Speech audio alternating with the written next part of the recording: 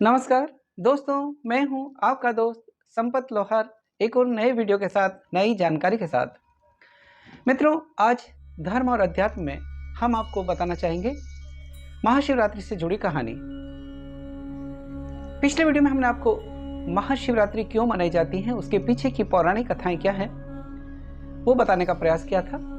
आइए आज हम आपको बताते हैं एक शिकारी और हिरणी से जुड़ी हुई कहानी।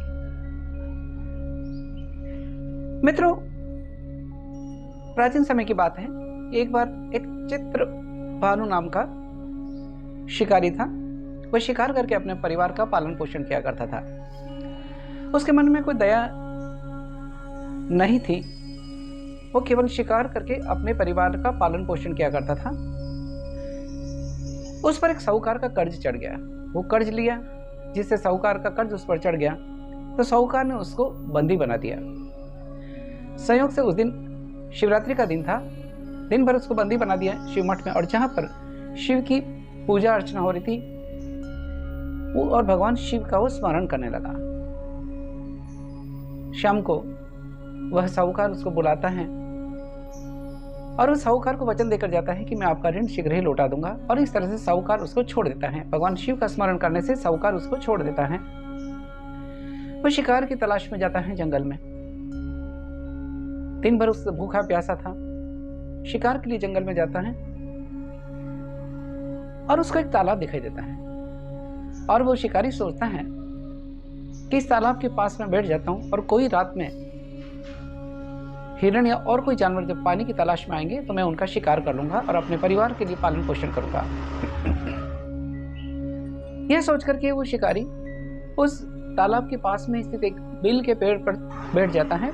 वहाँ पड़ाव बनाता है, अपने हाथ में पानी लेकर, रात में रुकने के लिए पानी और धनुष बाण लेकर उस पेड़ पर पड़ाव बनाकर बैठ जाता है और शिकार की तलाश करने लगता है। संयोग से उस पेड़ के नीचे एक शिवलिंग था जो बिलपत्र से ढका हुआ था। जहां पर वो शिकारी ऊपर पेड़ पर बैठा था, थोड़ी देर बाद इस तरह से रात्रि का पहला प्रहर बीतने लगा। एक हिरणी वहां पानी की तलाश में आती है। वो पानी पीने के लिए तालाब के पास जाती है, और जब वो शिकारी उसको देखता है, हिरणी को, मन में विचार करता है कि मुझे शिकार मिल गया। वो अपने धनुष पर प्रत्यंत बाण चढ़ाने ही लगता है, और उसी समय उसके हाथ से थोड़ा सा जल नीचे गिर जाता है जहां पर शिवलिंग था। इस तरह से जल का अभिषेक शिवलिंग पर हो जाता है अनायासी, और कुछ बेलपत्र टूटकर भी गिर जाते हैं। जब उसके प्रत्यंचा की आवाज सुनती है तो हिरणी उसको देखकर कहती है, हे शिकारी, तुम मुझे क्यों मार रहे हो? तब शिकारी कहता है कि मैं शिकार के लिए हूं और मैं तुम्हें मारूंगा। तब वो हिरणी निवेदन करती है कि शिकारी, मैं गर्भिणी हिरणी हूं। अगर तुम मुझे मारोगे तो तुम्हें मेरी हत्या के साथ में 2 जीव की हत्या का पाप लगेगा। मैं अपने प्रसव के बाद तुम्हारे पास फिर आ जाऊंगा और तुम मेरा शिकार कर लेना। अब तुम मुझे जाने दो, मैं तुम्हें वचन देती हूँ। इस तरह से उसके मन में थोड़ी सी दया भाव आई और वो उस हिरणी को जाने देता है। इस तरह से रात्रि के पहले प्रहर की पूजा हो गई। फिर वो शिकार की तलाश में चित्रभानु बैठता है, शिकारी बैठता है। थोड़ी देर बाद एक और हिरणी वहां से आती है पानी की तलाश में, और जब वो उस पर प्रत्यंचा धनुष पर बाण चढ़ाने लगता है, प्रत्यंचा खींचता है, उसी समय उसके हाथ के टक्कर से थोड़ा सा जल शिवलिंग पर गिर जाता है, अनायासी, अनजाने ही, और कुछ बेलपत्र शिवलिंग पर गिर जाते हैं। उसके धनुष की आवाज सुनकर के जब हिरणी उसकी ओर देखती है तो शिकारी से कहती है कि तुम मुझे मत मारो, मैं अभी ही ऋतु से निवृत्त हुई हूं, मैं अपने पति से मिलकर तुम्हारे पास आ जाऊंगी, तुम मुझे जाने दो। वो शिकारी सोचता है और फिर उसको भी जाने देता है, उसके वचन पर विश्वास करते हुए। इस तरह से रात्रि का दूसरा प्रहर बीत गया और वो जागृत करते करते शिव की अनायासी पूजा हो गई। फिर शिकार की तलाश में बैठा है। थोड़ी देर बाद एक और हिरणी आती है अपने परिवार के साथ। उनके साथ में छोटे छोटे बच्चे थे। वो शिकारी बड़ा खुश होता है और सोचता है कि आज तो मुझे बहुत अच्छा शिकार मिला, अब मैं जरूर इनको मारूंगा। और इसी तरह से जब वो धनुष पर प्रत्यंचा खींचता और बाण चढ़ाने लगता है, फिर उसके हाथ से थोड़ा सा जल अनायास ही शिवलिंग पर गिर जाता है और पेड़ की बिल के पत्ते भी उसके हाथ से शिवलिंग पर चढ़ जाते हैं। जब वो शिकार करने लगता है तब वो हिरणी कहती है कि हे शिकारी, तुम मुझे मत मारो, मैं अपने बच्चों के साथ आई हूँ, मैं इन बच्चों को घर छोड़कर आती हूँ और फिर तुम मुझे मार लेना। शिकारी मन में विचार करता है, लेकिन अनायास ही शिव की पूजा से उसके मन में धीरे धीरे दया के भाव जागृत होते हैं और वो हिरणी की बातों पर विश्वास कर लेता है और हिरणी को अपने बच्चों सहित जाने देता है। इस तरह से रात्रि के तीसरे पहर की भी पूजा उसकी अनायासी हो जाती है। रात्रि का चौथा पहर आता है।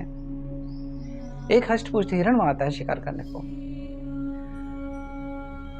एक हष्टपुष्ट शिकार पानी पीने के लिए आता है और जब शिकारी उसको देखता है तो बड़ा प्रसन्न होता है और यह सोचता है कि मैंने अभी तक इन 3 शिकारों को छोड़ दिया, लेकिन अब मैं इसको अवश्य मारूंगा। जब वो उस हिरण पर मारने के लिए धनुष पर बाण चढ़ाने लगता है, प्रत्यंचा खींचता है, उसी समय फिर उसके हाथ से कुछ जल जो नीचे शिवलिंग था उस पर गिर जाता है और बेल के पत्ते भी उस पर गिर जाते हैं। अनायास ही उसकी चौथे प्रहर की पूजा पूरी हो जाती है। और जब वो शिकार करने लगता है तब वो हिरण बड़े आदर के साथ में, दीन भाव के साथ में उस शिकारी को कहता है। तब शिकारी उसको पूरे रात भर का वृत्तांत सुनाता है, बताता है कि पहले हिरणी आई थी, फिर दूसरी आई, फिर तीसरी आई। तब वो हिरण कहता है कि वो सब मेरे ही परिवार के थी, वो मेरी पत्नी थी। अगर तुमने उन तीनों को मार दिया है तो मुझे भी मार देना, क्योंकि उनके वियोग में तड़प कर मैं भी जीना नहीं चाहता। और अगर तुम मेरी बातों पर विश्वास करते हो तो मैं अपने परिवार से मिलकर आता हूँ और फिर तुम मेरा शिकार कर लेना। इस तरह से वो हिरण को भी जाने देता है और वो हिरण अपने परिवार के पास पहुंचता है और सब आपस में चर्चा करते हैं कि कौन उस शिकारी के पास जाए। हर एक बोलता है मुझे जाने का चाहिए, दूसरी हिरण कहती मुझे जाना चाहिए उसके शिकार के पास में, क्योंकि मैंने वचन दिया है। फिर हिरण बोलता है मुझे जाना चाहिए। इस तरह से वो पूरा परिवार, हिरण अपनी हिरणी के साथ, बच्चों के साथ में उस शिकारी के पास आ जाते हैं और शिकारी के साथ सामने खड़े होकर कहते हैं कि अब तुम हमारा शिकार कर सकते हो।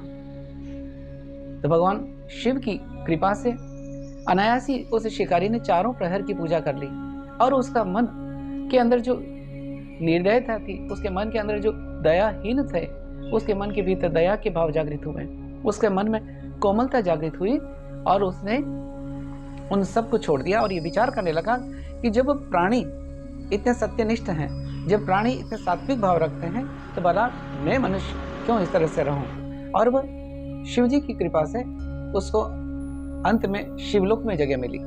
तो ये एक कहानी है शिवलिंग, शिकारी और हिरणी से जुड़ी हुई, कि अनायास ही जब हम अनजाने ही अगर भगवान भोलेनाथ की हमसे पूजा हो जाती है तो भगवान भोलेनाथ, भगवान शिव हम पर अवश्य ही भक्तों पर कृपा करते हैं। किस तरह से उस शिकारी पर भगवान की कृपा हुई, हमने देखा सुना कि 4 प्रहर की पूजा अनजाने ही हो गई।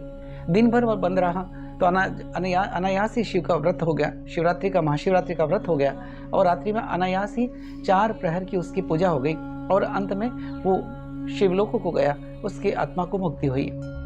दोस्तों, ये छोटी सी कहानी थी जो महाशिवरात्रि से जुड़ी हुई थी। अगर आपको ये कहानी अच्छी लगी हो तो इसको लाइक करें, शेयर करें, कमेंट करें और हमारे वीडियो को देखते रहें, ताकि आपके पास हम धर्म और अध्यात्म की, हमारी मोटिवेशनल लेक्चर्स, हमारे हास्य कविताएं और योग की जानकारी शीघ्रता से और सबसे पहले पहुंच सके। अगर अभी तक आपने बेल आइकन नहीं दबाया है, हमारे चैनल को सब्सक्राइब नहीं किया है, तो आज ही हमारे चैनल को सब्सक्राइब करें और बेल आइकन दबाएं। सभी को शिवरात्रि की बहुत बहुत शुभकामनाएं। इसी के साथ आपके दोस्त संपत लौर को इजाजत दीजिए। जय हिंद, जय भारत।